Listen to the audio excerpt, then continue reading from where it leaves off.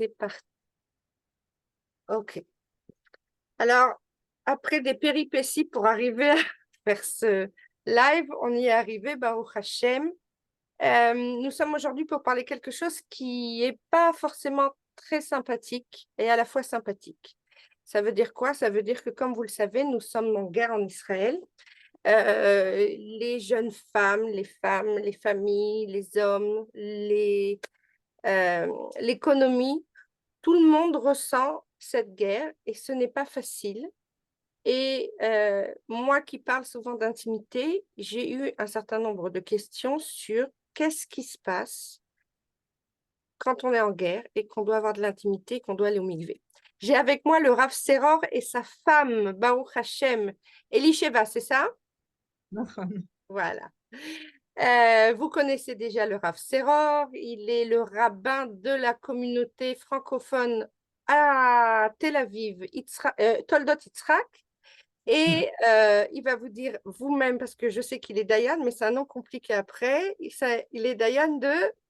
Du Bedin Sha'arei Halacha Mishpat. Je ne me souviens jamais, je m'excuse. Et Voilà. surtout, ce qui est facile à se souvenir, c'est avec ma femme, on dirige l'association Eshet Haïl. Eshet Haïl, voilà, exactement. Donc, souvent, Eshet Haïl et Froum Intimity on a fait un diplôme ensemble, des formations ensemble, des ateliers ensemble, Baruch Hashem, qu'on continue comme ça. Ça donne un peu le temps aux gens d'arriver. De toute façon, on va laisser ce live de façon à ce que les gens puissent le voir plus tard. On devait le faire dans quelques jours, mais j'ai compris que vous partiez en France et donc il fallait qu'on le fasse vite aujourd'hui. Baruch Hashem, Elisheva Seror, elle, en plus d'être la femme du Rav et d'une rabbinite et de faire tout ce qu'elle fait merveilleusement bien, elle est aussi balanite et donc ça va nous aider dans toutes les questions qu'on va se poser. J'ai fait un petit PowerPoint pour avoir on va dire, une ligne de conduite tout le long de notre Zoom. On a 1h10 et on a pris du retard, alors on va y aller. Et je vais partager l'écran aussi un petit peu lorsque cela sera nécessaire. Euh, pour l'instant, mikvé et intimité pendant la guerre. Beaucoup, beaucoup de questions à ce niveau-là. On a entre autres des questions qui sont simples, mais que tout le monde peut se poser. Euh, euh, la question du mikvé, est-ce qu'on doit aller se tremper alors qu'on est en pleine guerre? Est-ce que si mon mari il est réserviste et il n'est pas censé rentrer le soir même, est-ce que je dois quand même y aller, pas y aller? Qu'est-ce qui se passe s'il y a du danger sur la route, si j'ai peur, si l'endroit n'a pas d'abri? Voilà, je lance les questions, après on y répondra petit à petit. Si je me trouve seule, j'ai personne pour garder les enfants, est-ce que je vais quand même aller au mikvé? Si j'ai un problème de temps au niveau sécuritaire ou j'ai pas tout ce qu'il faut pour me préparer comme j'ai l'habitude de me préparer, est-ce que j'y vais quand même? Et puis vraiment, on parle d'intimité, quoi. On doit penser à faire l'amour alors qu'on est en guerre. Alors, on va essayer de répondre à la question d'abord du mikvé. OK? Est-ce qu'on peut remettre un mikvé a priori, Rav Seror? Alors, reporter le mikvé. Je vous entends pas bien. Maintenant, ça va mieux? Ça va mieux. Super. Euh, Repousser, que ce soit le mikvé, que ce soit un mariage, il ne faut jamais repousser. Euh, Pourquoi? Le mariage, donc, on ne repousse pas, parce qu'une fois qu'on a fixé un mariage, eh bien, il faut se marier à cette date. Et le mikvé, eh bien, il y a des poskim qui disent que on ne peut pas savoir, c'est vrai que le mari n'est pas sur place le soir où la femme va au mikvé, mais il y a eu des miracles très souvent, et d'un seul coup, le mari débarque, il atterrit en plein à la maison, On vous et entend pas très bien. Il faut rapprocher le micro un peu. d'un seul coup, il atterrit à la maison, et, euh, et voilà qu'il est là. Donc, en quelque sorte, si la femme, parce qu'elle croyait que son mari ne serait pas ne serait pas présent le soir du mikvé. Si elle n'a pas été au mikvé, eh bien, lorsque son mari arrive, il se retrouve dans une situation où c'est déjà trop tard d'aller au mikvé et on a, on a raté en fait euh, l'occasion de pouvoir se retrouver et il est très possible que le mari parte. Il soit des visites. On vous entend mal. Je vais mettre un micro. Je mets le micro. Ben, si vous, de temps en temps, on vous entend bien et je crois qu'il faut vous rapprocher un peu, je crois, c'est tout. Ah, donc je dis, si la femme ne va pas au mikvé et que le mari débarque d'un seul coup le soir, eh bien c'est dommage, on a raté la possibilité de se rencontrer et, et parfois il se peut que la permission que le mari il a, elle est très limitée dans le temps. Donc il va peut-être partir à l'armée le lendemain matin et puis au final, eh bien le couple ne se sera pas rencontré. Bon, très Et, bien. Donc, ce que vous dites, c'est qu'on doit toujours être prête au cas où le mari rentrerait, même si c'est pour quelques heures. Et oui, même si, je ne sais pas si on aura toujours la possibilité d'avoir de l'intimité, mais ne serait-ce que de s'étreindre, de se donner de la tendresse et de se renforcer, sans compter qu'il y a des femmes qui sont en mode bébé et il n'y a aucune raison qu'elles repoussent leur mikvé et qu'elles ratent leur ovulation.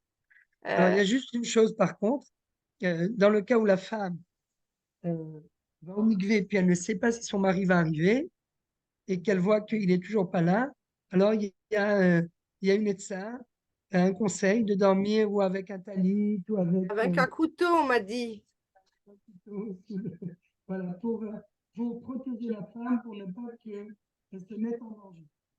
Il y a un problème avec votre micro. Je ne sais pas pourquoi. De temps en temps, on vous entend comme si vous étiez très loin. תביא את ה... שנייה, תעשה שתי תסתום את הוויזה. Alors, je voudrais aussi rajouter que le fait même d'être dans un état de pureté, même si je sais que mon mari ne va pas rentrer, le fait même que j'ai été au mikvé, que j'ai la foi que tout ira bien, que peut-être qu'il va rentrer, ou tout simplement j'ai la foi que il est important que je sois dans un état de pureté, que je ne laisse pas le rythme de, de, de la pureté familiale s'ébranler. Euh, il est cette sainteté, cette pureté que l'on a quand on va au mikvé, ça contribuera certainement à la réussite d'Israël face à ses ennemis parce que le peuple continuera à vivre et à être en état de pureté. Alors, j'ai quand même entendu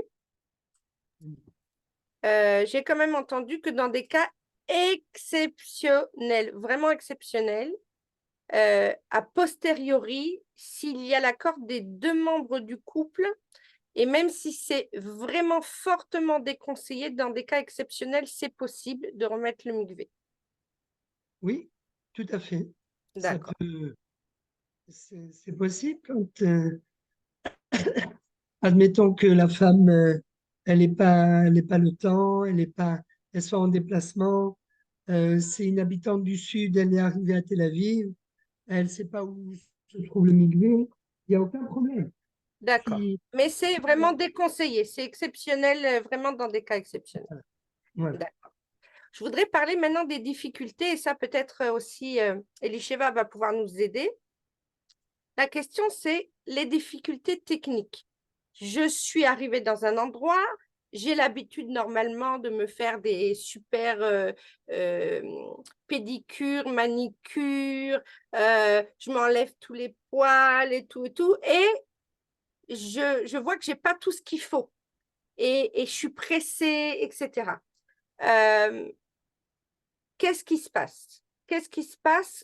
Moi, je me rappelle qu'un jour, quand j'avais appris, on m'a dit, écoute, dans des cas exceptionnels, si tu as du shampoing et du savon pour te laver la tête et que tu te laves très bien la tête, tout le savon va couler sur ton corps, tu te rinces bien, tu te laves bien, tu fais ce que tu peux, mais si tu as l'habitude de te raser et que tu n'as pas la possibilité, si tu n'as pas eu le temps de faire ta manicure comme il faut, de couper les ongles comme il faut, dans des cas exceptionnels, tu peux quand même aller te tremper. Est-ce que c'est vrai, Lisheva? Et alors, tout à fait, il y a beaucoup et il y a beaucoup de choses qu'on peut, on me délègue, qu'on peut sauter quand tu es dans des situations pareilles. Et même maintenant, des familles, des femmes normales, ils rentrent au mikvé, ils me disent tout de suite où est-ce qu'il se trouve le miklat, où est-ce que je dois me mettre au cas où il y a une sirène. Et ils veulent faire au plus vite possible, même si on n'est pas dans le sud, dans les endroits où il y a beaucoup de sirènes. Et donc, bien sûr qu'on peut faire le minimum, le strict minimum. Et la baignoire, on peut sauter, enlever les Les poils et tout ça, sourcils, les poils, tout les ça. sourcils, tout ça, le cheveu, notre poil, ça fait partie de notre corps. C'est pas obligé, on n'est pas obligé de les enlever. Et, et donc, bien sûr, une femme qui a l'habitude et qu'elle a la possibilité, qu'elle continue, mais si elle n'a pas la possibilité, c'est pas obligatoire. Et donc, une bonne douche, brosser les dents et laver le cheveu. Et c'est ça plus ou moins. Si par exemple une femme à la maison qu'elle veut et qu'elle a l'habitude de faire un vernis permanent et qu'il a poussé, qu'elle n'a pas pu le changer, etc., elle peut mettre un vernis et les enlever tout seul. C'est très dur. Il y a beaucoup de traces, il y a beaucoup Oui, de oui, poils c'est qui restent. compliqué. C'est très compliqué. La meilleure conseil, c'est de prendre un vernis aux mêmes couleurs, un vernis normal, et de remplir l'ongle pour que ça soit entier. Et avec le vernis entier, elle peut rentrer au mikvé sans aucun problème. Donc, Et bien sûr qu'il faut nettoyer. on repasse une couche sur la couche qui a poussé, on repasse une Oui, couche, ok. Mais elle est dans exact. un endroit où il n'y a pas de vernis à ongles, il n'y a rien. Et dans ce cas-là, il vaut mieux poser la question au ravé qui est sur place. Ou arriver directement au mikvé et vous demander à vous. Oui, oui, parce que souvent, surtout dans des temps pareils, et souvent dans des mikvés, il y a des vernis sur place, ou il y a d'abord quand une femme, elle rentre au mikvé, je lui dis toujours, tout ce que tu as besoin, n'hésite pas, je peux t'aider, j'ai tout ce qu'il faut ici pour que tu te trompes comme il faut. Donc, ça aussi, si une femme, elle veut enlever le vernis avec de l'acétone ou qu'elle veut, tout ce qu'elle veut, j'ai tout ce qu'il faut. Donc, même Voilà. une femme qui est arrivée du sud, qu'elle a pas, elle a rien sur elle et elle a besoin, je peux lui donner tout ce qu'elle a besoin, sauf ses vêtements. Tout le reste, je peux lui donner. Oui, Les ça aussi, serviettes, normalement, on doit changer les vêtements, mais on imagine qu'elle est arrivée, qu'elle n'a pas encore eu le temps d'avoir des les- nouveaux vêtements. Tout ça, on bon, peut passer sous silence ces choses-là dans des oui, situations exceptionnelles telles que bien sûr, la situation qu'on est en train de vivre. Et bien il est sûr. vrai qu'au mikvé, on a un maximum de choses. Alors, une autre Ouais. question qui arrive, c'est j'ai peur d'aller au mikvé. J'ai peur de laisser mes enfants qui sont grands. Alors là, je voulais répondre un petit peu à ces questions. Même si le soir du mikvé, c'est vrai que ça doit rester normalement discret, bah, dans des conditions pareilles, on peut, oui, s'aider d'une amie, d'une voisine, de quelqu'un de la famille pour garder les enfants. Et c'est pas grave si elle dit qu'elle va au mikvé. C'est certainement plus grave de ne pas y aller du tout. Euh, Est-ce que si on a peur d'aller se tremper la nuit, il y a une possibilité de se tremper le lendemain matin si le mikvé ouvre? Est-ce qu'il y a des mikvés qui ouvrent dans la journée lorsqu'il y a des cas, des situations si difficiles comme celle qu'on est en train de vivre? Tout à fait. Alors, moi, je commence par le côté technique. Il faut toujours prendre conseil sur place parce que chaque endroit, elle a son rave qui décide pour eux. Est-ce que le mikvé, il est ouvert? Souvent, pendant la journée, le mikvé, il vide le mikvé, il le remplit de nouveau. C'est pas toujours joignable, mais aux conditions qu'elle a appelé, qu'elle a reçu l'autorisation. Et j'ai fait passer l'écran à mon mari pour qu'il réponde au niveau halakhique. Est-ce que c'est possible? Alors, dans la journée, alors, dans le Shulchan Aruch, il y a écrit, Siman Kuf Tzadik Zayin, que lorsque c'est un cas de force majeure, et là c'est évident que c'est un cas de force majeure, donc lorsque c'est un cas de force majeure, et là c'est évident que c'est un cas de force majeure, eh bien, on peut se tremper le matin du 8e jour. Donc, on a compté 7 jours pleins, et au lieu de se tremper donc, au début du 8e jour, comme on le fait C'est-à-dire le d'habitude, soir, le après soir, la sortie des étoiles. après la sortie des étoiles, on va se tremper le lendemain matin. En Israël, ça se fait assez souvent. En France, il y a également, on m'a dit une Ils ne sont fois pas en que guerre, grâce à Dieu, pour l'instant. ils sont pas, voilà, mais non, mais en C'est France, je sais musulman. que parfois ça peut, non, par exemple, quelqu'un qui quitte Israël pour aller en France et il a raté le mikvé la veille et il atterrit de bon matin en France. Donc, il Donc, faut qu'il très appelle et qu'il souvent, demande une autorisation ou qu'on lui ouvre. voilà, on peut lui ouvrir le mikvé. Non, mais c'est même très souvent en été, en France, les mikvahs sont ouverts Ah, en journée, ils ne sont pas ouverts la nuit, parce que la nuit, elle tombe ah oui, oui, à oui. 11 heures du soir, donc c'est pas possible. Donc, OK. on leur ouvre le mikvé en journée, donc c'est juste pour bien comprendre comme quoi il y a une possibilité de se tremper en journée. Très bien. Donc, d'avancer le mikvé le 7e jour, c'est plus problématique. Mais encore une fois, si on sait par exemple que le mari a une permission juste pour la nuit, pour quelques heures la nuit et qu'il va devoir repartir, donc là, à ce moment-là, la femme ne pourra pas se tremper le matin du 8e jour. Il vaut mieux qu'elle se trempe Ben le Hashmash. matin du 7e, Ben Hashmashot si elle peut, mais, mais si elle ne sait pas combien de temps son mari pourra rester, il vaut mieux exceptionnellement, encore une fois, c'est un cas de force majeure, ce qu'on appelle honnête.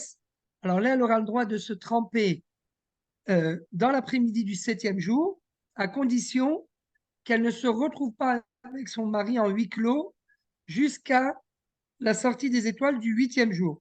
Donc, on est en train de parler, ça c'est exceptionnel, ça. On ne parle même pas de Ben Oui, Hashmashot. J'explique aux gens. Ben Hashmashot, c'est entre le coucher du soleil et la sortie des étoiles. En général, chez les Séfaradim, on a le droit de se tremper à ce moment-là, quand ça soit tombe quand c'est vendredi Shabbat, soir, voilà. oui, Et le temps qu'on arrive à la maison, du coup, voilà, la sortie des étoiles est là et du coup, il n'y a aucun problème. Mais là, vous allez encore plus loin. Vous me dites, on peut se tremper l'après-midi, donc oui, même 2 ou 3 heures avant le coucher du le coucher soleil, du soleil, à condition qu'on ne puisse pas être avec son mari en huis clos jusqu'à la sortie des étoiles. C'est bien ça. tout à fait. Mais bien Wow. évidemment, si euh, quel est l'idéal? Quel est l'idéal? Est-ce qu'il vaut mieux se tremper le 7e jour ou bien le 7e jour dans l'après-midi ou bien le 8e jour au matin? C'est évident qu'il vaut mieux le 8e jour au matin et attendre, là aussi, il vaut mieux, si c'est possible, attendre de se retrouver avec son mari le soir, donc Ok, on en parlera dans l'intimité plus tard de le ça. début du Très 9e bien. soir. Mais J'ai si c'est pas possible, si on sait que le mari va venir pour une petite période, pour quelques heures, le soir le soir du midi, il va repartir à 1 heure du matin. Donc, pour ne pas prendre de risques et pour être sûr qu'ils vont pouvoir se retrouver ensemble, eh bien, il vaut mieux que la femme se trempe dans l'après-midi et qu'elle ne rencontre pas son mari jusqu'à la sortie des étoiles. Et là, à ce moment-là, euh, elle aura gagné le temps d'aller au mikvé, et puis parfois, dans l'après-midi, elle n'a pas besoin de laisser les enfants à garder, etc. Ça résout beaucoup de problèmes. OK. D'accord. Se tremper, Alors, je voulais rajouter quelque chose parce qu'il y a beaucoup de stress dans ces moments-là. Donc, une des choses qu'on peut faire pour moins stresser, d'abord, c'est expliquer aux enfants, même s'ils sont grands, ou quand il y a un grand qui va garder les petits, ou à la dame qui va les garder ou à la babysitter, quelles sont les consignes de sécurité et même faire des exercices avec eux au cas où il y a une sirène et que maman elle n'est pas là. Toi, tu prends tel enfant, toi, tu fais comme ça, tu vérifies, vous allez directement lui remontrer le chemin du Miklat ou s'il y a une pièce Miklat dans la maison. Voilà, ça, c'est important aussi. Un petit peu comme on va expliquer à un enfant si quelqu'un t'aborde dans la rue et que tu ne le connais pas, voilà, il faut que tu ailles dans le sens inverse, etc., etc. Dans ces cas-là, il va falloir bien expliquer et faire des exercices avec les enfants pour que on sache qu'ils savent quoi faire au cas où il y a une sirène et que la maman est en chemin ou au mikvé. Il faut avoir bien sûr, si possible, un contact téléphonique constamment, garder un téléphone auprès d'un enfant un peu grand responsable. Euh, donc, on a parlé que si le mikvé tombe Shabbat et qu'on a un peu peur, on pourrait faire Ben Hashmashot. Euh, je peux me renseigner au prix du mikvé aussi quels sont les mikvés qui ont un abri. Est-ce que tous les mikvés ont un abri, Elisheva, ou pas tous? Et normalement, ils doivent avoir. On a même un mikvé à Tel Aviv qui est 2 étages sous la terre. Donc, il est Bunker. vraiment un Mikvé bunker. bunker. OK. Il est bien protégé. Et, mais oui, bien sûr, comme tous les autres endroits en Israël, chaque endroit public, il a, il a un miklat euh, prêt. Mais prêt, ça ne veut pas dire que c'est facile, parce que même s'il est à 2 pas pour une femme s'habiller et descendre et sortir, c'est pas facile, C'est pas facile. mais, mais moi, Baruch Hashem, ça m'était arrivé plusieurs fois et Baruch Hashem, il n'y avait pas de panique, ça c'est l'essentiel.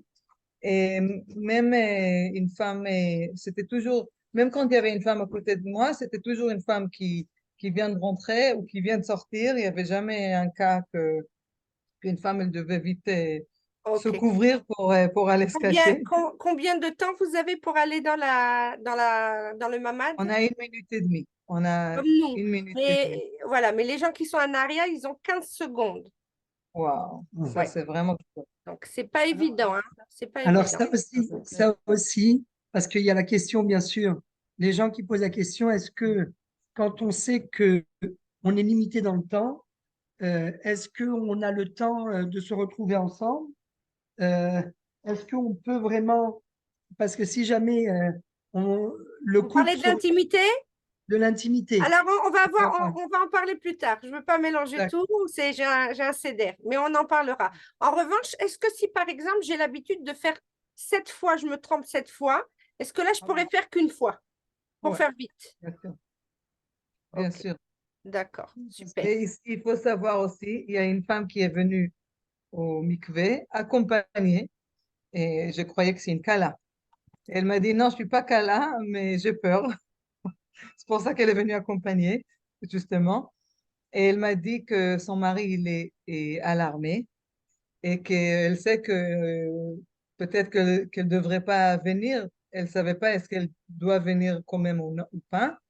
Mais elle a dit, je veux venir quand même pour prier. Parce que le moment du mikvé, il est très, très important et c'est un moment de prière, c'est un moment d'une mitzvah très, très spécial que la femme, elle peut prier pour son mari, prier pour ses enfants, prier pour tout en Israël. Et Hachem, il écoutait toutes les prières, mais encore plus les prières qui sont faites dans l'eau de mikvé. Dans l'eau du mikvé en état de grande Ouais, pureté, c'est ouais, sûr. ouais. Alors, l'autre question, j'essaye de faire correspondre mon mikvé avec le jour de la permission de mon mari. Je sais qu'il va avoir une permission, du coup. Chez les séfarades, on doit compter 4 jours minimum. En général, de toute façon, les femmes, elles ont leurs règles au moins 4 jours. Mais est-ce que au cas où je serais ashkénaze, je pourrais passer de 5 jours minimum à 4 jours minimum? bien fait. Alors, d'après Je vous entends pas.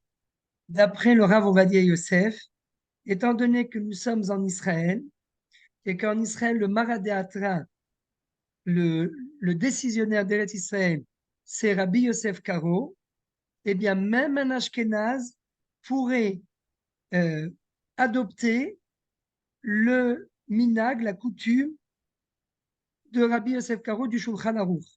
Est-ce Ok. qu'il aurait besoin de faire Atarat Nedarim ou pas faire Atarat Nedarim? Ça, c'est une autre question. Les chats attraquent comme ça, dans un cas de force majeure, j'imagine que non. Voilà, Mais je sais pas, je suis pas. mais voilà, qu'il n'y a, il y a pas besoin. Quelqu'un qui voudrait, qui a pendant. Parce que le problème, c'est qu'à partir du moment où on a pris sur soi à 3 reprises consécutives une coutume, cette coutume, elle fait effet de loi. Elle fait effet de loi.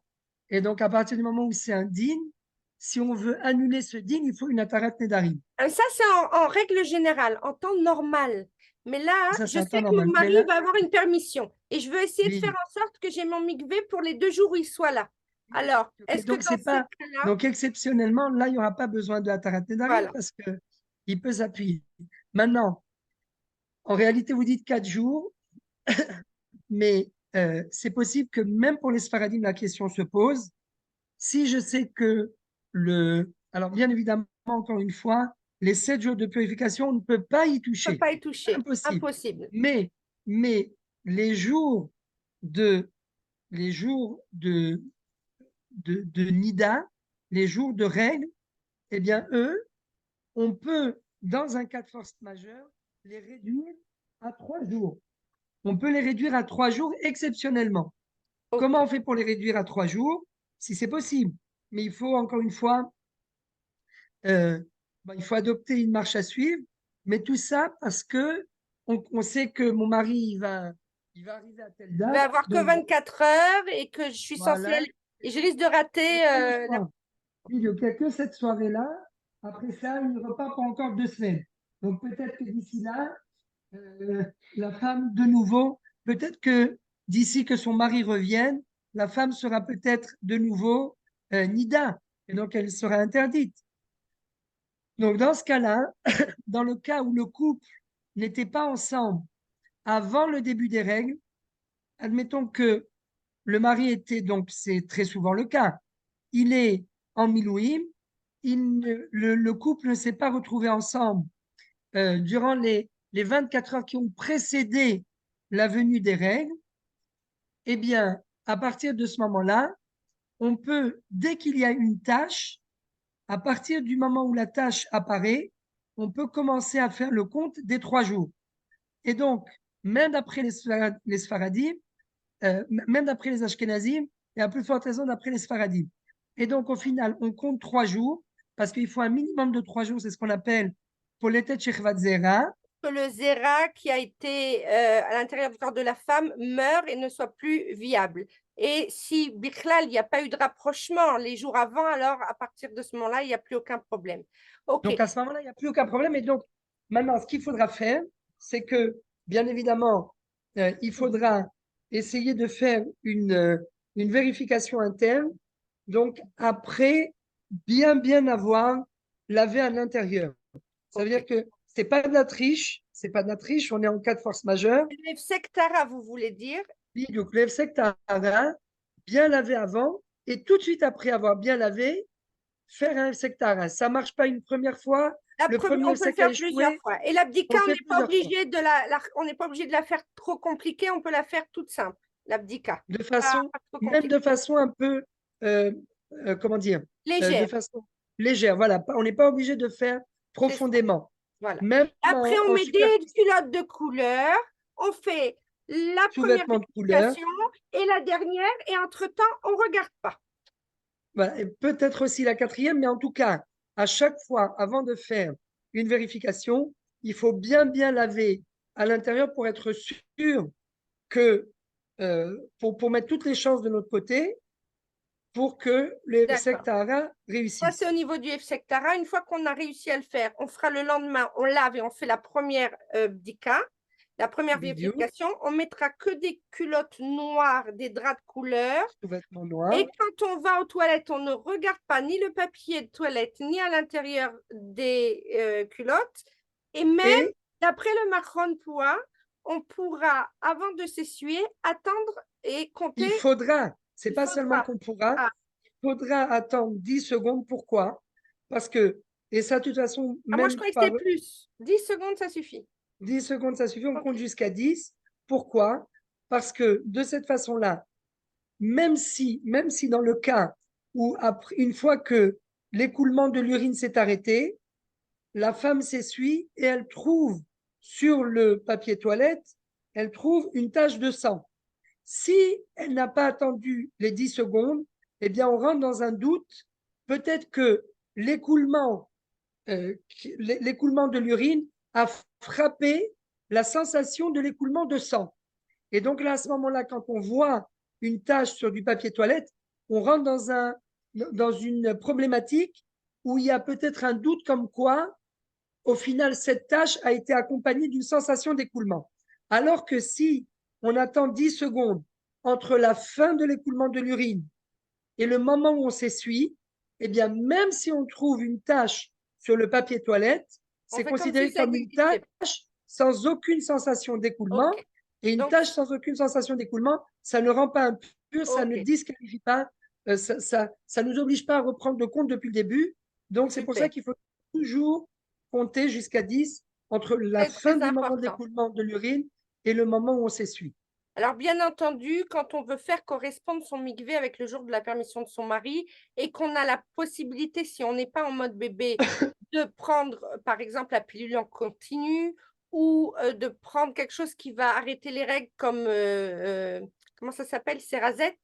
Thérasette. Cerazette, voilà, on peut aussi sans problème à éviter malgré tout la pilule du lendemain, même si des fois je sais qu'il y a certaines femmes qui la prennent parce qu'elles ont pas réfléchi avant, du coup elles prennent la pilule du lendemain, heureusement qu'elle existe aussi, mais, euh, mais ça c'est pour au cas où on veut pas tomber enceinte et qu'on n'a pas. Mais en vérité, même quand on prend une pilule contraceptive ou Cerazette, pour pouvoir justement faire correspondre le mikvé le jour où on est permis avec la permission de son mari, c'est marrant, ça permet beaucoup de choses. Mais en revanche, faire toujours attention qu'il n'y a pas de contre-indication médicale. Alors, à ce niveau-là, je voudrais juste rajouter quelque chose. Je sais que c'est peut-être moins connu, peut-être moins populaire, mais plutôt que de prendre des pilules, il y a des femmes qui ont du mal à prendre des pilules Exact. parce que Problèmes hormonaux, tout à fait. ce sont des hormones, etc. Il y a une solution intermédiaire. Ça s'appelle des feuilles VCF et Oui. le thermomètre qui mesure le jour de l'ovulation. Oui, mais Les bon, c'est feuilles, pas très fiable. non, mais si vous mettez 2 feuilles VCF, une Deux, femme qui met et qu'elle fait 2 feuilles au attention lieu aussi de à la une température. et qu'elle fait attention à la température, normalement, elle a augmenté les chances de ne pas pouvoir tomber enceinte quand elle est avec son mari. Il Ok, faut alors donc, c'est très intéressant, mais ça, c'est pour pas tomber enceinte. Nous, ce qu'on voulait savoir, c'est comment ne pas avoir ces règles ou d'arrêter les règles pour pouvoir faire les comptes et arriver à avoir le mikvé de façon à rejoindre son mari. Du coup, rejoindre. Voilà, Nafra, là, ça rentre pas dans. Mais c'est intéressant et c'est important de le savoir. Alors, Nafra. on va passer à quelque chose d'autre que j'ai entendu. Franchement, faire l'amour en temps de guerre. Bien fait. Ok. Alors ça, c'est Alors, le... en temps de guerre, on peut facilement ressentir des difficultés parce qu'on est stressé. Ok. On culpabilise de se dire que on va avoir du plaisir alors qu'il y a des gens au fond, des gens qu'on connaît. On a tous des fils, des frères, etc. On se dit, mais comment on peut avoir des choses aussi futiles dans la tête dans des temps si difficiles? euh, Aller au mikvé, se faire belle. Il y a des gens qui me disent, mais je me dégoûte de faire des choses comme ça alors qu'on est dans un état de guerre, c'est pas possible. Penser à avoir des enfants. Il y en a même que sur certains réseaux, j'ai vu, mais comment vous pouvez penser à faire des enfants? On est en guerre, mais vous êtes fous. Voilà. Et puis d'autres qui me disent, mais pourtant, moi, je ressens l'envie d'avoir des relations intimes et je m'en veux vraiment parce que on est en plein chaos. Alors moi, je voulais répondre de mon côté en tant que sexothérapeute, conseillère conjugale, mais j'aimerais bien après avoir votre point de vue d'un point de vue halakha, si ça vous dérange pas. Alors, en ce qui me concerne, j'ai réfléchi un peu à toutes ces questions et en fait, la culpabilité, elle vient du fait qu'on voit l'intimité conjugale euh, provenant d'une recherche de plaisir égoïste, découlant d'une espèce de pulsion lubrique. Et en fait, nous, dans le judaïsme, on ne voit pas du tout les choses comme ça. Il faudrait faire un switch de 180 degrés parce qu'on a une lecture beaucoup plus saine, juive et constructive de cette intimité.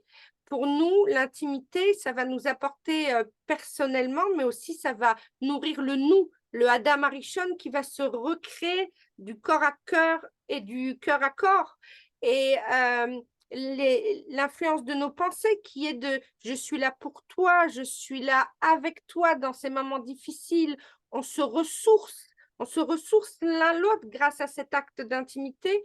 Parfois, d'ailleurs, le langage du corps peut dire des choses et renforcer le lien, déstresser, donner confiance et courage au-delà de ce qu'on arrive à dire avec nos mots.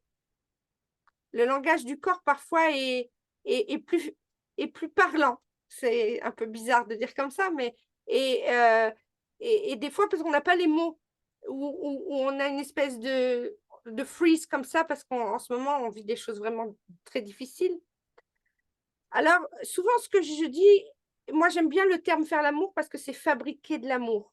OK? On fabrique de l'amour avec nos corps, avec notre cœur, avec notre âme, et on se relie au Créateur. Et en fait, on n'est pas toujours obligé de faire l'amour en mode récréatif. On peut aussi faire en mode de renforcement.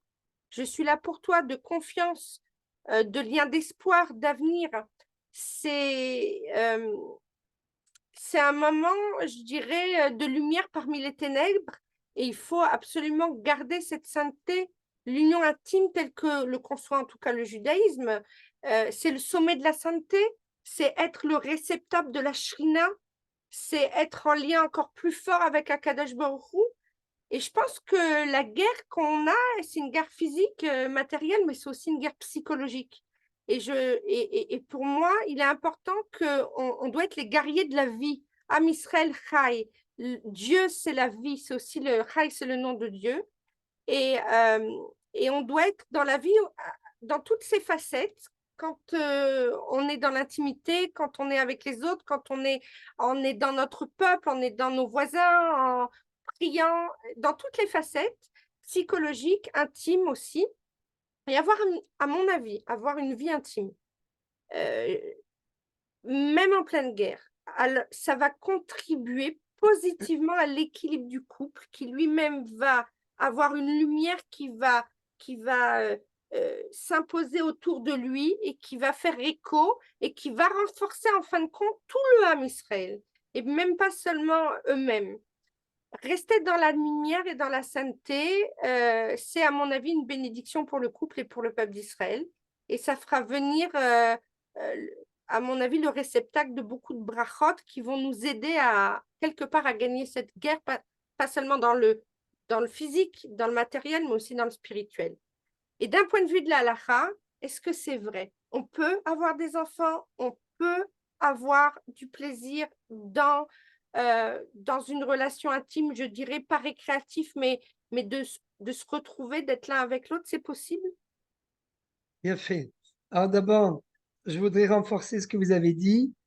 Euh, Quelqu'un qui pense qu'il est interdit de se retrouver avec son mari ou avec sa femme en temps de guerre, et il le fait parce que, enfin, il ne veut pas se retrouver avec son mari parce qu'il est triste, parce qu'il a de la peine, parce qu'il se dit, on est en période de deuil.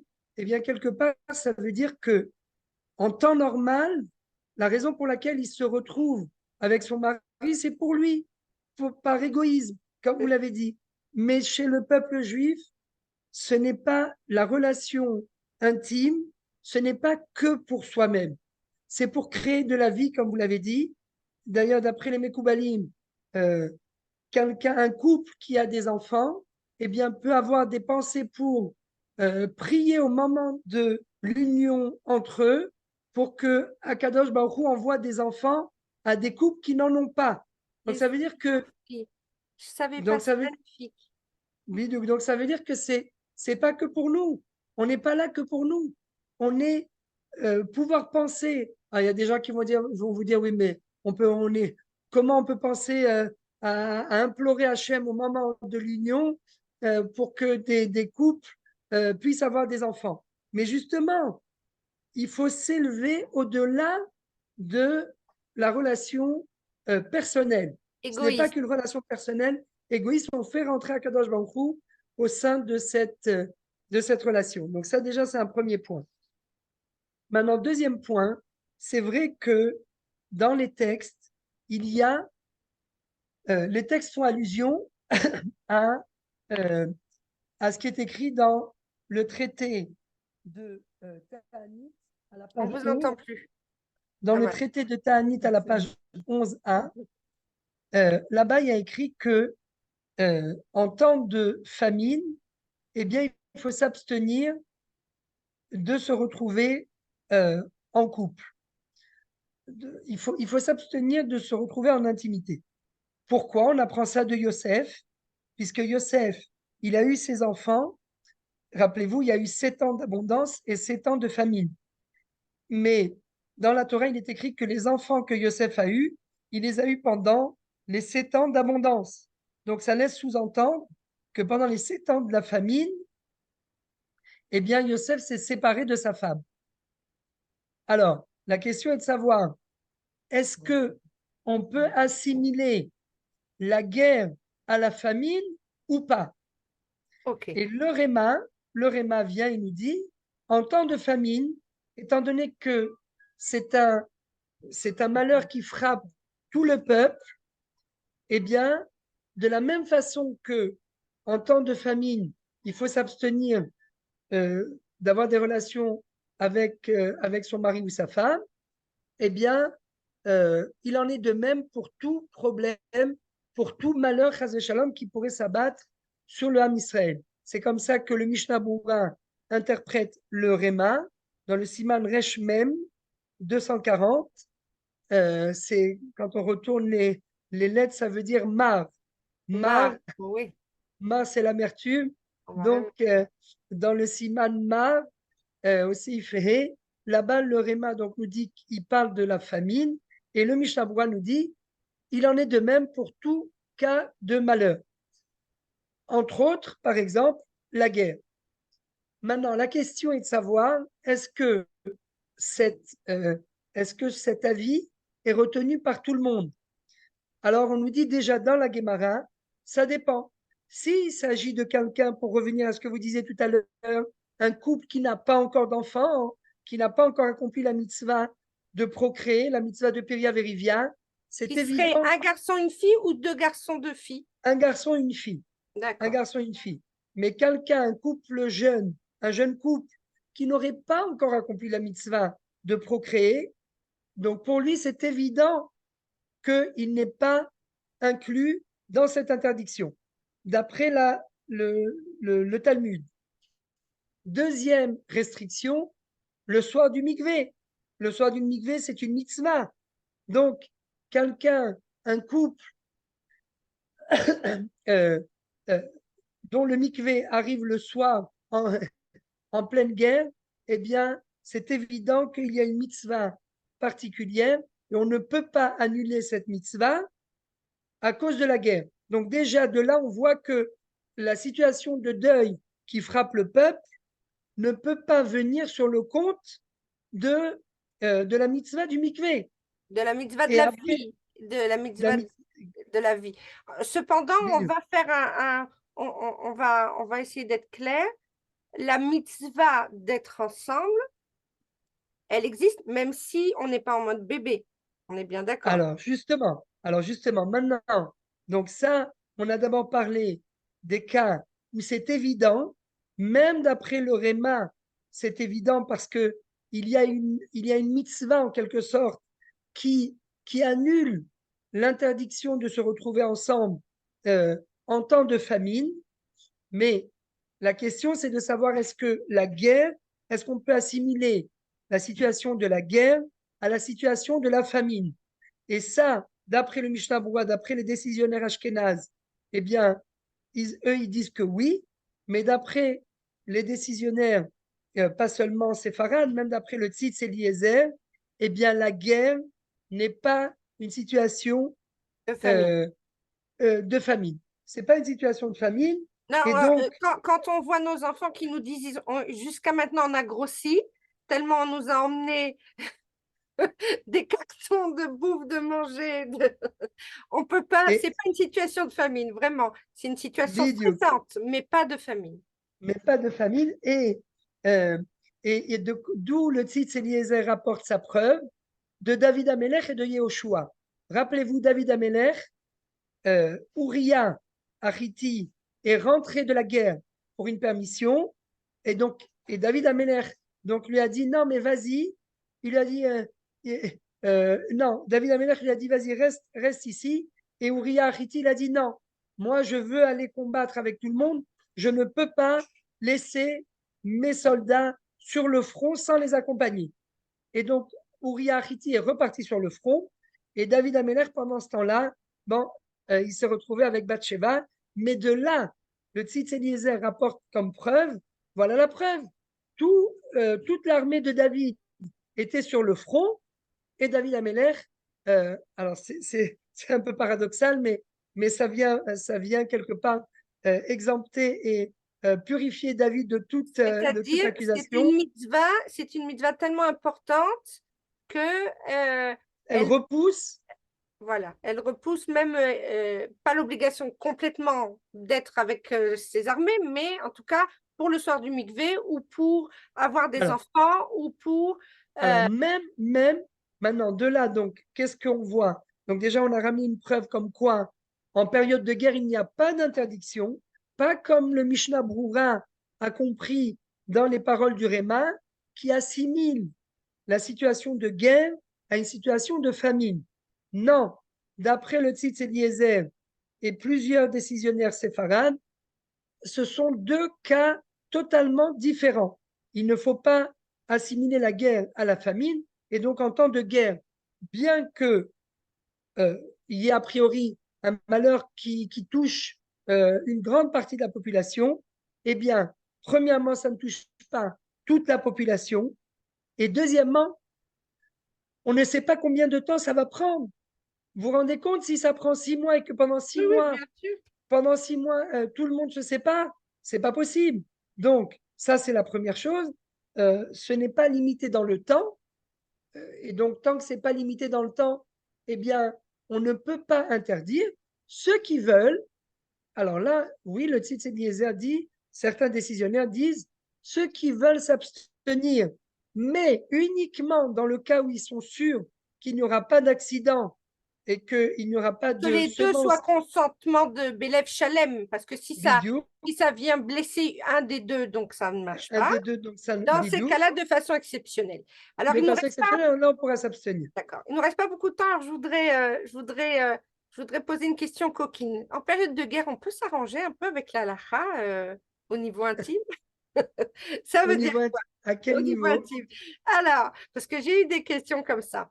En fait, je réponds, tout ce qui est autorisé en période normale le sera en période de guerre, et tout ce qui est interdit, complètement, vraiment interdit, le sera aussi en période de guerre. Mais il y a les choses qui sont entre deux. Par exemple, faire l'amour le jour, quand je sais que mon mari doit repartir. Ça, c'est Je peux. évident. Ok. Ça, c'est évident. Il y a écrit Bebait Afel. Bait Afel, c'est-à-dire qu'en On fait journée, voilà, on on fait de tamise. l'ombre. Voilà, il faut faire de l'eau, il faut que ce soit, essayer un Obscur. maximum que ce soit noir. Et là, à ce moment-là, Bebait Afel, il n'y a pas de problème. Encore une fois, parce que il faut attraper le moment, quoi. Voilà. On n'est pas chez nous. Voilà, On a été déplacé, on n'est pas chez nous. il y a fait. On n'est pas chez nous. Alors ça aussi, le digne de Horéar, habituellement, un Horéar, c'est vrai qu'il est écrit dans le Shulchan Aruch qu'il faut s'abstenir, mais il faut s'abstenir parce que dans quel cas la halakha nous demande de nous abstenir lorsqu'il y a une possibilité un peu plus tard d'accomplir la mitzvah et de se retrouver l'un avec l'autre. Mais encore une fois, si on est limité dans le temps et qu'il n'y a que cette option pour se retrouver ensemble, eh bien, même si on est invité, il sera autorisé On de ferme la façon porte, on discrète, fait de l'obscurité voilà, et on fait attention de ne pas faire du de bruit. façon discrète. Et encore une fois, il faut toujours peser le pour et le contre parce que quelqu'un qui est sur le terrain, il va à la guerre, il est sollicité énormément avec son corps. Et, et donc, quand on s'abstient et il y a une partie du corps, en fait, qui est, entre guillemets, mutilée, on va dire, parce que un mari qui fait la Torah, il ne veut pas, chas shalom, dépenser sa semence n'importe comment, il veut la dépenser de façon cachère, la dépenser, il veut Il y a beaucoup de l'utiliser. testostérone dans cette guerre et ça risque de Bidiou, développer des réactions sexuelles bidiou, dans le membre et il a besoin de l'exprimer dans le cadre de l'Akdoucha. bidiou. Et donc c'est pour cela, pour revenir et conclure, pour fermer la boucle avec la question de la guerre, est-ce qu'on a le droit de se retrouver dans l'intimité avec sa femme en période de guerre? Eh bien, l'une des raisons essentielles pour autoriser, c'est que si il y a un risque que Chaz Shalom, le mari, en arrive à verser sa semence en vin, pas de façon volontaire, mais la nuit, etc., il risque d'y avoir un accident, eh bien, il vaut mieux qu'il soit avec sa femme autant qu'il a besoin, plutôt que de prendre le risque que sa semence soit versée en vin. Et Ok. ça, c'est encore pire. Surtout en temps de guerre, on n'a pas besoin de ça. Vous comprenez? Oui, oui. C'est On essaye d'être le plus kadosh possible, mais donc c'est c'est la pas évident. démonstration inverse. Ok. Exactement. Alors, petite question, bien entendu, j'ai toujours des personnes qui connaissent peut-être pas assez la halakha ou peut-être c'est difficile. Alors, on a parlé avec les shevas de mikvé, on est bien d'accord. Une douche, un bain à la maison, ça ne remplace pas un mikvé, même pendant la guerre. OK? Et La douche, non. On est obligé d'y aller, on est obligé le d'aller au bain non mikvé plus. OK. rapidement, mais encore une fois, comme on l'a dit, on peut faire les préparations minimum requises pour, voilà, pour le mikvé. Il n'y a pas de problème. Il y a des femmes, alors ça, oui, on a eu des questions, des femmes qui ont oublié, bon, on en a parlé tout à l'heure, mais il y a encore un petit détail qu'il faut rajouter. Une femme qui a appelé, qui a été au mikvé, elle a oublié de retirer le vernis à ongles qu'elle avait sur les doigts de pied, sur les ongles des pieds. Elle est rentrée chez elle et elle s'est aperçue qu'elle avait oublié. Elle n'a pas besoin de recommencer. Alors, alors maintenant, le lendemain, elle est retournée au mikvé parce qu'elle ne savait pas et elle demande est-ce qu'elle peut se retremper, aller au mikvé, elle appelle du mikvé. Alors, habituellement, il y a deux cas de figure. Quand il s'agit d'une femme qui a déjà été au mikvé et qui, en arrivant chez elle, elle est rentrée chez elle, elle se retrouve avec son mari et elle pose la question, elle est juste avant de se retrouver avec son mari, elle pose la question, et bien à partir du moment où elle est déjà en huis clos avec son mari, d'après le Pitré Tchouva, on lui dit, et à plus forte raison si elle a déjà été avec son mari, on lui dit c'est pas grave, c'est Pas la mirout peine. chez no makpid, c'est-à-dire que c'est quelque chose qui n'était pas complètement propre sur une partie infime du corps, et Alors que habituellement, la majorité était propre, donc alors que dans la ces majorité cas-là, était ça va. propre, dans ces Et, cas-là, on et en passe. plus, si on est en guerre, encore plus. OK. Et en plus, si on est en guerre, si elle est retournée au mikvé et qu'elle veut se retremper, elle pourra se retremper, mais il ne faudra pas qu'elle fasse la Dans bracha. la bracha. Pourquoi? Parce que ça veut dire que la veille, parce que si elle refait la bracha, ça veut dire que la La veille, veille, c'était pas bon et qu'elle aurait fait c'était une pas faute. bon. Voilà. Bidiouk. Donc, et donc, c'est pour ça qu'on conseille, si elle a été au mikvé, qu'elle s'est retrouvée avec son mari, on lui dit, Madame, vous ne retournez pas au mikvé. C'est terminé. C'est validé. C'est OK. validé. Alors, un autre point, je ne sais pas si on aura le temps de. Oui, oui, bon, on va essayer. Alors, un autre point, pareil. Bon, Madame Nataf, on est en temps de guerre, ça va. Je ne vais pas avoir de relation avec lui, mais se toucher un petit peu, quoi, un petit câlin. J'ai besoin, il est loin. Alors, ça non plus, je suis désolée, c'est pas possible. les chiboukim, les câlins, même s'il n'y aura pas, pareil, de dormir dans le même lit, à moins que... Non, non, il n'y a pas de possibilité. En bien revanche, sûr, et je leur dis toujours, on est en guerre. Votre femme s'évanouit de stress. Elle a été blessée. ah, Elle a... OK, vous me dites pas, je peux pas, elle est nida. On est quand même des mensch. Il y a des limites à tout. ça c'est une halakha. C'est une halakha. Alors, je Quand c'est suis dans ce contente de cas-là, l'entendre parce que malheureusement, bon, pas en temps de guerre, mais j'ai eu le cas d'une femme qui a eu une très mauvaise nouvelle. Donc, elle a été au téléphone et son père, il, apparemment, est décédé. Et elle a fait une crise de panique et même une crise, comment ça s'appelle quand on tremble partout, enfin, l'épilepsie, l'épilepsie, presque quelque chose. Et le mari n'a rien fait. Il a fallu qu'un passant lui dise, mais enfin, tu ne peux pas aider ta femme. Et il n'a rien fait. Quand elle lui a demandé, mais j'étais en danger, pourquoi tu m'as... Il a dit, mais parce que tu étais Nida, il s'est interdit de te toucher. Donc, je pense non, qu'il ça, y a ça, des limites. dans le cas où il n'y a personne d'autre pour aider la femme et qu'elle a besoin justement de ce soutien, ça, il n'y a pas de problème. C'est vrai que c'est le cas inverse.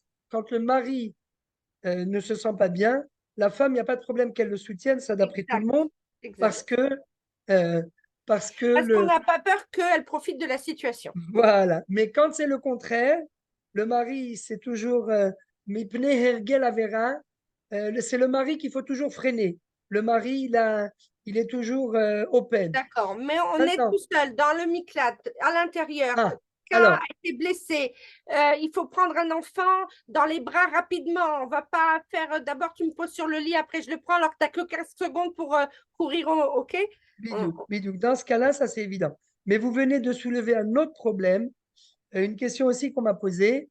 Une femme qui est arrivée, enfin, avec son mari et sa famille dans le Miklat, et d'un seul coup, elle a eu tellement peur qu'elle a senti comme une, le, un écoulement de quelque chose qui est sorti d'elle. Et après ça, elle a oublié, elle est restée dans le Miklat, etc. Elle a oublié. Est-ce que une fois qu'elle sort du Miklat, elle est automatiquement autorisée à son mari, ou bien est-ce que pour être de nouveau autorisée à son mari, il faut absolument qu'elle fasse une vérification interne pour être sûre qu'elle n'a pas vu de sang. C'est-à-dire, Alors, est-ce que cette sensation-là, cette qu'elle a sensation eu une d'écoulement, fois alors que d'habitude elle n'en a jamais, est-ce que bidou, ça la rendrait Nida? bidou, sensation d'écoulement en cas de peur, en cas de stress, est-ce que ça la rendrait nida? Alors, il y a deux cas de peur. Dans le Shulchan Aruch, Siman Kouf Pedalet, là-bas, il y a écrit que Haïta Bamachbo, elle s'est cachée parce qu'il y a eu des bandits, il y a eu quelque chose. Elle a entendu les gens qui arrivent, elle a vite été se cacher pour ne pas, pour se protéger. Eh bien, là-bas, il y a écrit que la peur, elle est mesalek et damim. La peur va provoquer comme quoi il n'y aura pas d'écoulement de sang. Donc, a priori, quand une femme, pourquoi il n'y aura pas d'écoulement de sang? Eh bien, parce que dans ce cas-là, comme elle sait qu'il y a un danger et elle se cache du danger, donc le danger, il est, euh, il est concret, elle est consciente du danger, eh bien, à ce moment-là, la peur fait que elle ne verra pas de sang. Elle Ça ne me verra fait pas de penser sang. au fait qu'il y a beaucoup de femmes qui me disent, dans cette période de grand stress, elles ont du retard ou elles ne voient pas leurs règles. Voilà, tout à fait. Donc, la peur, en fait, va geler la venue des règles. Et OK. donc, à ce moment-là, une fois qu'elle est sortie euh, de toute menace, eh bien, elle redevient automatiquement autorisée à son mari. En revanche, d'après certains décisionnaires ashkénazes, s'il s'agit d'une peur qui ne peut pas être prévisible, comme par exemple, on est dans le Miklat et d'un seul coup, il y a une roquette qui tombe à 10 mètres du Miklat où on se trouve et on entend un boom très très fort. Et là, la femme sursaute. Alors si elle a eu peur et qu'à ce moment-là, elle sent une sensation d'écoulement, Donc là, c'est évident que la sensation d'écoulement découle, c'est le cas de le dire, découle de la peur instantanée qu'elle a eue. Et quand c'est une peur instantanée, alors là, oui, on dit il est possible que la Ça a sensation d'écoulement déclenché a déclenché l'ouverture du euh, col de col l'utérus. de l'utérus et qu'il y ait du sang. Dans ces cas-là, il faut faire quoi? Il faut Alors, vérifier. dans ces cas-là, d'après les décisionnaires ashkénazes, il Oui. est possible qu'il y ait eu une goutte de sang qui soit sortie puisqu'elle a eu une sensation d'écoulement et que ça se soit arrêté. Donc, d'après les décisionnaires ashkénazes, cette femme ne pourra pas redevenir autorisée à son mari tant qu'elle n'aura pas fait de vérification interne pour valider, pour être bien sûr qu'elle n'est pas nida. Tandis que d'après, parce que eux, ces décisionnaires ashkénazes font la distinction entre une peur qui est prévisible et une peur qui n'est pas prévisible, qui est arrivée de façon instantanée. Tandis que d'après le Rav Ovadia Yosef, il n'y a pas de différence. Dans tous les cas, la peur fait que, que la femme ne verra pas de sang, elle ne verra pas ses règles. Et donc à ce moment-là, même si elle n'a pas vérifié après, une fois que la peur est passée, elle est autorisée automatiquement à son mari tout de suite. Donc Ok. ça, Bon, c'est... après, autre chose, il y a énormément de stress. Ça crée malheureusement tout ça, des problèmes de parnassa. Les enfants sont à la maison. Il y a beaucoup de stress dans les maisons. Ça crée des problèmes de shalom bayit. Ça fait des difficultés dans l'intimité. C'est important, même si c'est très difficile, de prendre du recul et d'essayer de se voir comme une unité dans tout le Ham Israël et, euh, et de faire jaillir de la lumière de cette unité, même si à l'intérieur de cette unité, il y a un certain déséquilibre, il y a des peurs, et elles sont complètement compréhensibles. Je voulais maintenant, il nous reste 6 minutes. 6 minutes parce qu'il faut absolument que je parte après, mais 2 mots sur quelque chose qui est beaucoup plus difficile, mais peut-être qu'on en parlera dans un autre Zoom si jamais ça vient. J'ai perdu des gens dans cette guerre. Plein de Allez, personnes ont perdu des gens. Des fois, c'est des gens très proches. Ça peut être que Dieu préserve un mari, mais c'est des fois un enfant, un oncle. allez. On nous demande d'être en deuil 7 jours lorsque c'est un proche. Et après, j'ai j'ai eu le cas malheureusement d'une femme qui a perdu son fils il n'y a pas longtemps.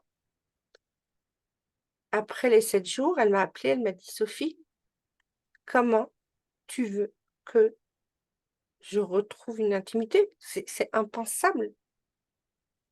Je le conçois pas.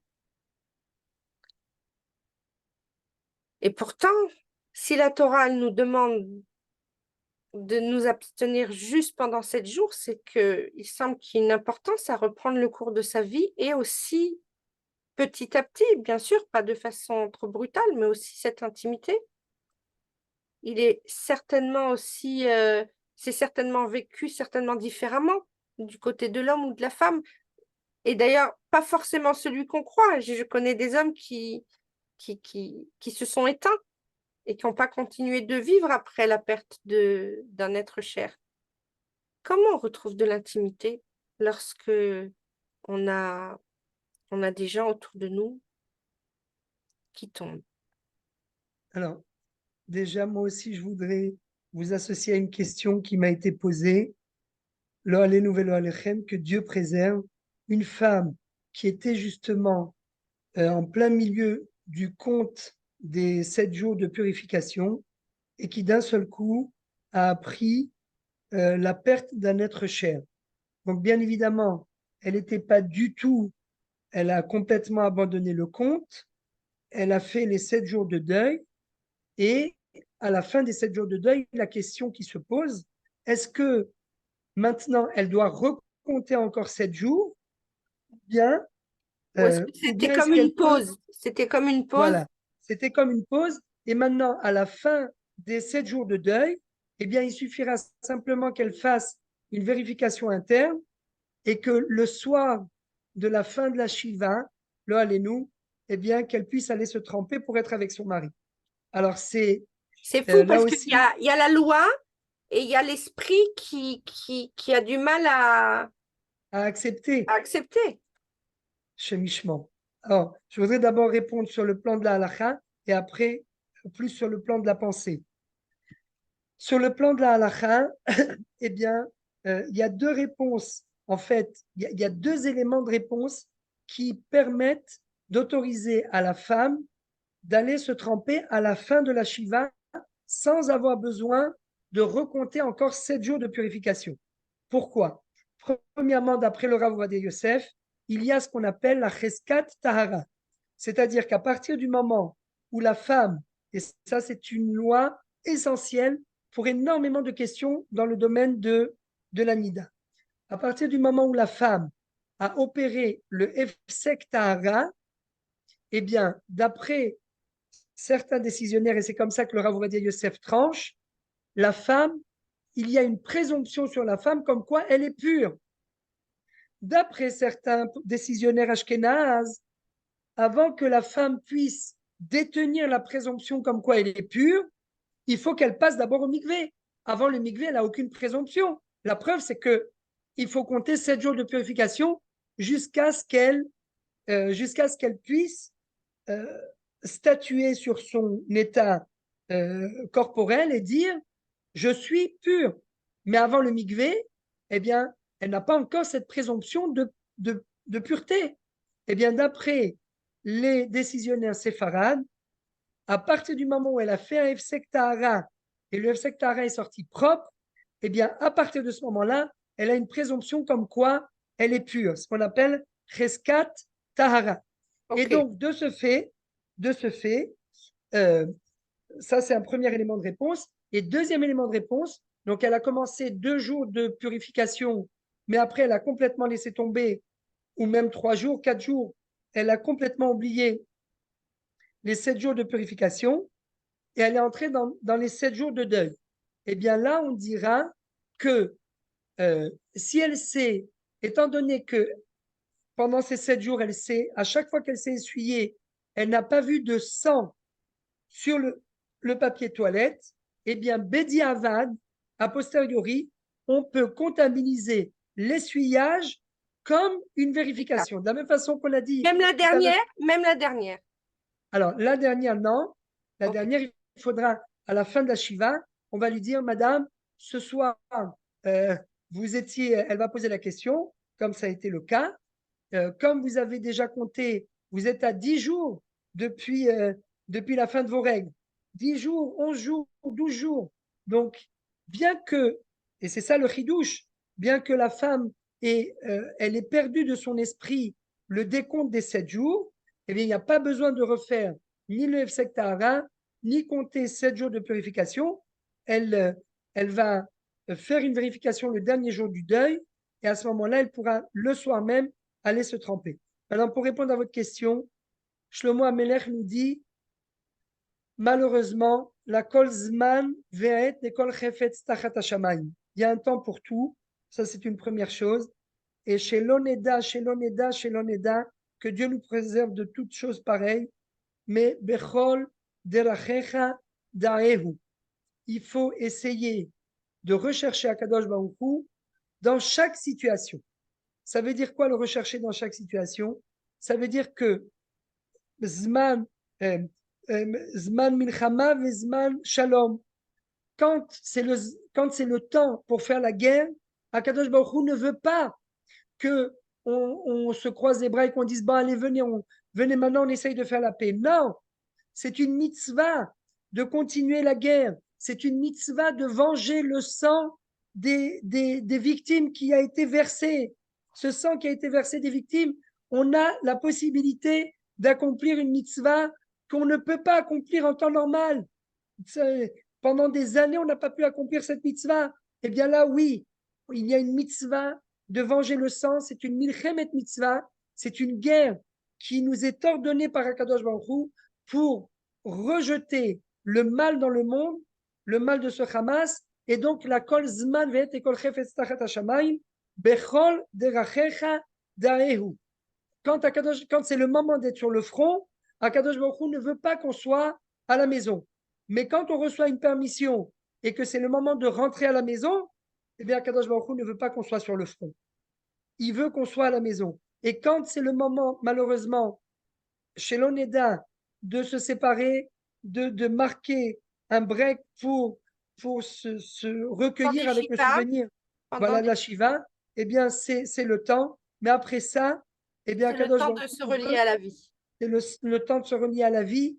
Et et encore une fois, quelqu'un qui ne trouve pas la force, eh bien, il n'a pas compris que ce n'est pas pour lui.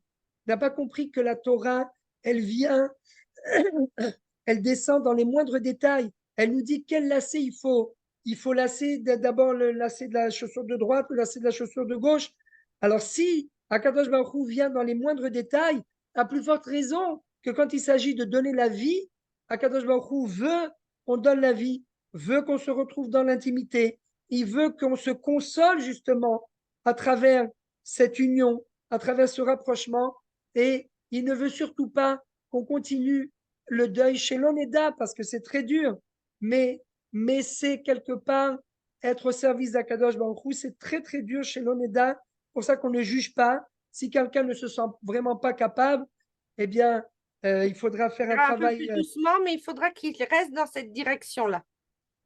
Il faudra qu'il accepte de revenir à la vie, parce que même Aaron à Cohen, Vaïfku Oto, Kol Am Israël Shloshim Yom. Ils ont pleuré 30 jours. À la fin des 30 jours, pourquoi la Torah nous précise que ce n'était que 30 jours? Parce qu'à la fin des 30 jours, c'est terminé. Il faut revenir à la vie. Et comme vous le disiez tout à l'heure, c'est un petit peu une guerre psychologique. C'est ça que nos ennemis veulent. C'est essayer, à ce qui paraît dans les pharmacies, il n'y a plus d'antidépresseurs. Chas Shalom. Pourquoi? C'est très grave. C'est parce que les gens sont non-stop. Ils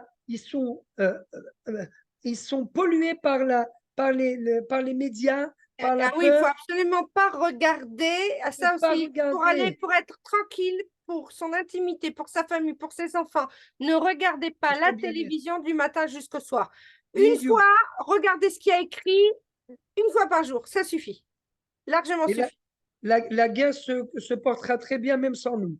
Elle n'a pas besoin qu'on soit à chaque fois sous stress, toutes les etc. minutes et toutes les secondes, c'est certain. Et donc, c'est ça la mission qu'on a, c'est d'essayer justement de donner la vie.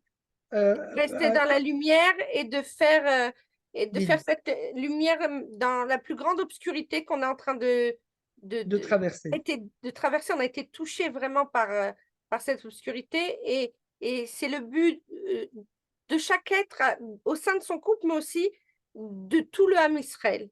Alors, je vous remercie beaucoup. Je suis désolée, je dois arrêter. C'était excessivement intéressant, comme toujours. Je vous remercie, Rav Seror. Je remercie votre femme, Elisheva. Je suis passée là encore à côté de vous, mais sinon, vous la remercierez vraiment chaleureusement. Et on se retrouve pour d'autres thèmes, si Dieu veut, qu'on traitera dans l'avenir.